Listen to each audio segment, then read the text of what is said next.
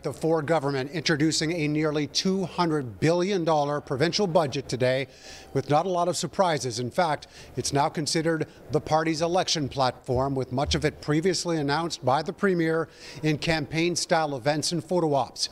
Some takeaways: spending and tax breaks for voters, unlike Conservative governments in the past. This is an ambitious plan that invests in the people of Ontario, invests in infrastructure, builds hospitals and builds roads and builds public transit and subways so that we can get Ontario rebuilt. And we're very much not only getting it done now, but we're getting it to get done for the future. The plan to build, as the Conservatives have called it, sees key themes throughout focused on the economy and infrastructure spending. Promises to invest in the mining and auto sectors, including $5 billion for a battery plant announced in March. Plans to spend $25.1 billion on highway construction and rehabilitation over the next 10 years. But still, with no projected cost for Highway 413 or the Bradford bypass. Today was an important opportunity to lay a real plan forward that would fix our healthcare system, that would fix seniors' care, that would fix the crisis that we're facing in housing, and it didn't happen. None of those things happened.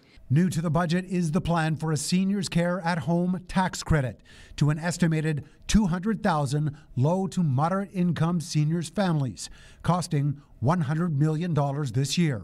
We've got it right. We've got the balance right. I believe, we went through 2 years of a pandemic where we spared no expense to protect the people's health of Ontario. We're coming out of that, where our deficits have been coming down.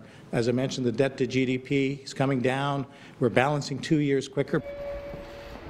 The Ford government had campaigned in the last election to rein in government spending, and yet the proposed budget will continue to see deficits through 2025. The notion that the PCs will be working for workers offers an additional $5 million to launch and expand the Better Jobs program.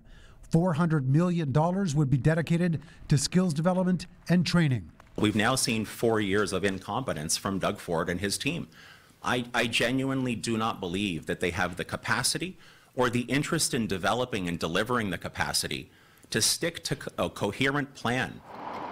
More previously announced nuggets in advance of the election include cutting the province's gas tax for 6 months this summer, plus eliminating license plate renewal charges, which has already taken place. We'll commit to the people of Ontario that this is our plan. This is the budget that we're tabling, and we'll get the people of Ontario to vote on that budget. And I have full confidence in the people of Ontario that they will pass this budget. Now, the minister making that statement because this budget will not pass in the legislature before the election campaign officially begins in a matter of days. So, in order for all of this to come into play, the Ford government would have to be re-elected.